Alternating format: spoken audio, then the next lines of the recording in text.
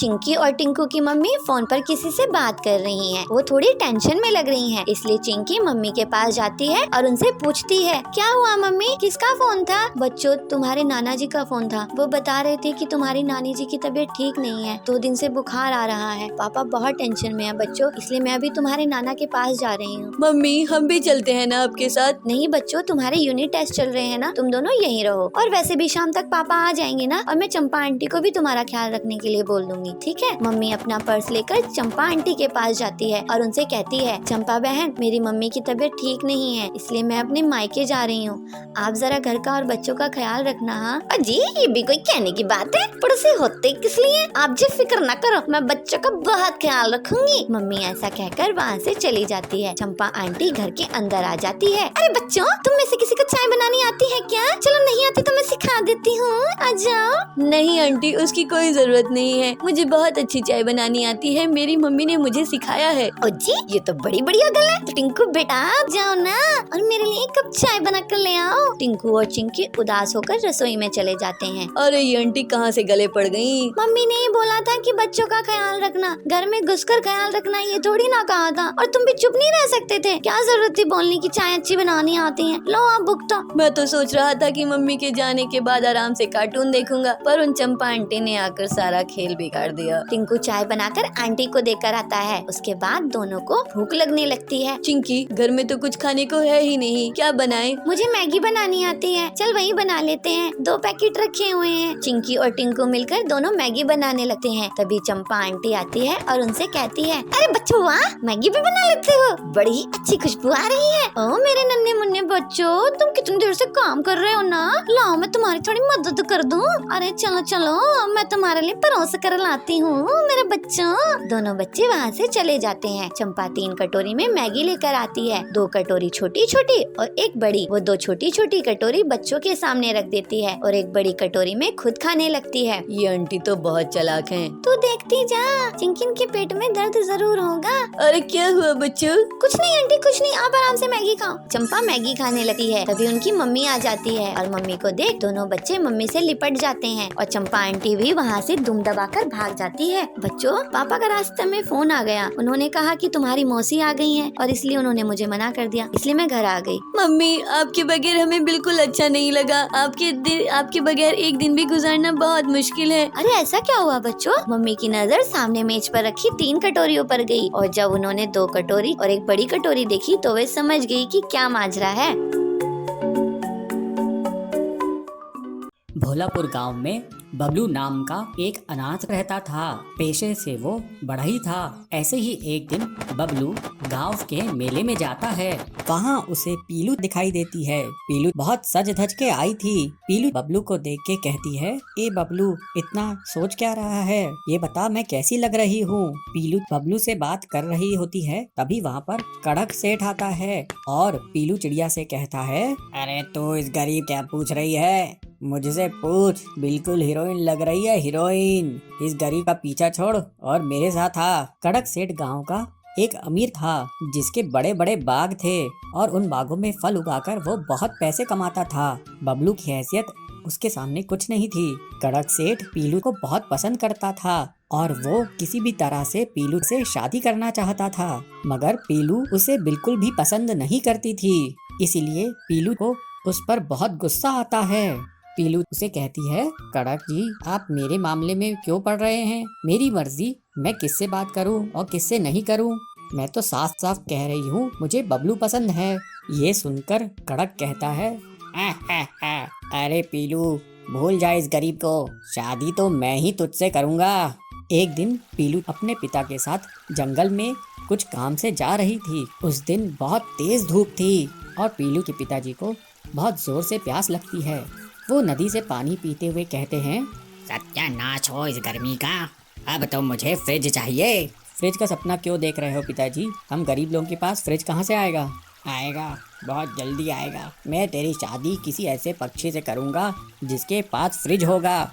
ये सुनकर पीलू उदास हो जाती है और मन ही मन सोचने लगती है, लेकिन बबलू के पास तो फ्रिज ही नहीं है, वो तो बहुत गरीब है। कुछ दिनों बाद कड़क सेठ पीलू के पिताजी को अपने बगीचे में बुलाता है और उनसे पीलू का हाथ मांगते हुए कहता है, काका, मैं तुम्हारी बेटी पीलू को बहुत पसंद करता हूँ और उससे शादी करना चाहता हूँ। ये सुनकर पीलू के पिताजी बहुत खुश होते हैं और उनके दिमाग में फ्रिज घूमने लगता है। वो खुश होके कहते हैं, कड़क जी, आपके यहाँ फ्रिज है क्या?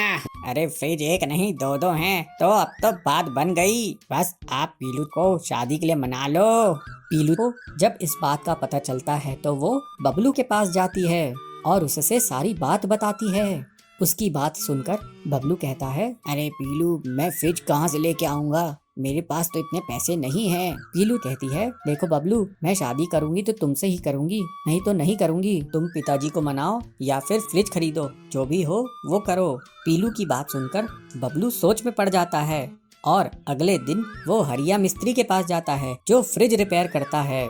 बबलू उसे अपनी समस्या बताता है और हरिया उससे कहता है, तू इतना होनहार बढ़ई है, तू घबराता क्यों है?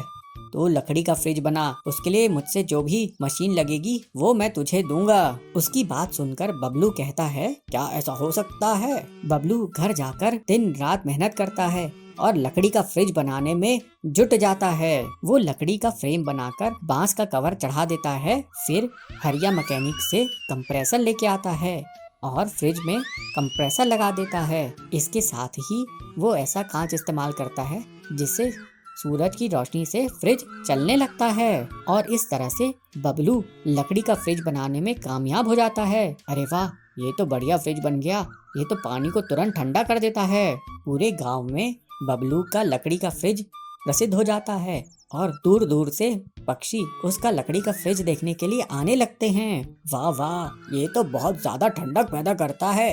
हमने तो ऐसा फ्रिज कभी नहीं देखा। इसके सामने तो बड़ी बड़ी कंपनियों के फ्रिज फेल हो गए। बबलू, तुमने तो भाई कमाल ही कर दिया। ऊपर से बिजली का खर्चा भी नहीं है, ये तो गरीबों का शानदार फ्रिज बन गया है। इसके बाद बबलू पीलू चिड़िया के पिताजी को वो फ्रिज दिखाता है, जिसको देखकर वो गदगद हो जाते हैं और वो पीलू से कहते हैं, 100 बात की एक बात बेटी, अब तुम्हारी शादी होगी तो इस बबलू से ही होगी। पीलू उनसे कहती है, और उस कड़क सेठ का क्या होगा बापू?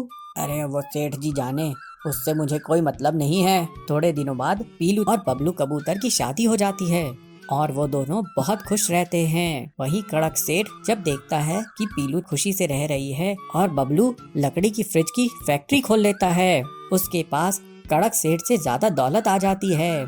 इस तरह से पीलू चिड़िया और बबलू हंसी खुशी रहते हैं। सोनापुर के जंगल में एक बहुत बड़ा बगीचा था जहाँ बहुत सारे फल लगते थे। वहाँ पर डब्बू भालू रहता था जो सबके साथ मिलजुल कर बातें करता था। कैसे हो छोटू भाई, सब ठीक है ना? हाँ डब्बू भैया, मैं थोड़ा मौसी के घर जा रहा था। अच्छा, संभाल कर जाना, आजकल बारिश कभी भी हो जाती है। जी भैया, आप भी अपना ख्याल रखना। सभी लोग डब्बू को बहुत पसंद करते थे। एक दिन वहाँ पर एक गुंडा बदमाश पिंटू गेंडा आ गया और वहाँ के जानवरों पर जोर जबरदस्ती करने लगा। अरे वाह, यहाँ तो बहुत सारे फल लगे हैं। पिंटू उन रसीले फलों को खाता है और बहुत खुश हो जाता है। इतने स्वादिष्ट फल तो मैंने कभी नहीं खाए। अब से जो भी फल खाना चाहेगा उसे मुझसे इजाजत लेनी पड़ेगी। पिंटू बहुत बदमाश था। अगर कोई जानवर वहाँ फल तोड़ने की कोशिश करता तो उसकी पिटाई कर देता था। पिंटू जब बोर होता था तो वो जानवरों के साथ बदमाशी करता था। कभी उन्हें अपनी सींग से उठाकर फेंक देता था, कभी उन्हें डरा देता था। ऐसा करने में उसे बहुत मजा आता था। डब्बू भाई, वो पिंटू गेंडा बहुत बदमाश है। सब लोग उससे बहुत तंग हो चुके हैं। वो किसी को फल खाने नहीं देता है। मैं एक बार उसे बात करके देखता हूँ। फिर डब्बू पिंटू के पास जाता है। पिंटू उस समय भी फल खा रहा था। पिंटू, तुम जानवरों को क्यों तंग कर रहे हो? तो पिंटू कहता है, तू कौन है जो मुझसे ऐसी बात कर रहा है? मैं डब्बू हूँ। तुम यहाँ पर गुंडागर्दी करना बंद करो और सभी जानवरों को फल खाने दो। ये सुनकर पिंटू को गुस्सा आ जाता है और वो डब्बू से लड़ाई करने लगता है। डब्बू सीधा साधा होने के कारण पिट जाता है। ये ले और ले और ले। डब्बू दुखी होकर वापस चला जाता है। उसकी हालात देखकर सभी जानवर दुखी हो जाते हैं। पिंटू बहुत ताकतवर है, उससे मैं भी नहीं लड़ पाया, तो बाकी के जानवर कैसे लड़ सकेंगे? तो छोटू कहता है, ठीक है, फिर हम सब यहाँ से चले जाते हैं। तो रिंकू खरगोश कहती है, हाँ, वैसे भी हमें फल तो खाने नहीं मिलेगा और उस गुंडा गेंडा का खतरा भी रहेगा। देखो, हम अलग अलग उससे मुकाबला नहीं कर सकते हैं, वो बहुत ताकतवर है। हम सबको एक साथ मिलकर उससे लड़ाई लड़नी होगी। हम ज्यादा लोग रहेंगे तो उसे एक को हरा सकेंगे। ये सुझाव सब जानवरों को बहुत अच्छा लगता है और सभी एक साथ मिलजुल कर पिंटू गेंडे का सामना करने के लिए जाते हैं। पिंटू सभी को एक साथ देखकर और गुस्से में आ जाता है। वो हमला करने के लिए तैयार हो जाता है, लेकिन सभी जानवर उस पर टूट पड़ते हैं और उसकी बहुत पिटाई कर देते हैं। अरे बचाओ बचाओ, इन सब से तो मैं मुकाबला नहीं कर पाऊंगा। पिंटू पिटाई खाकर जंगल छोड़कर भाग जाता है। तुम्हारा आइडिया काम आ गया डब्बू भैया। एकता में बहुत शक्ति होती है। अब हम सब मिलकर हर मुसीबत का सामना करेंगे। चलो अब फलों का मजा लेते हैं। और फिर सभी एकजुट होकर मिलजुल कर खुशी से फल खाते हुए रहने लगते हैं।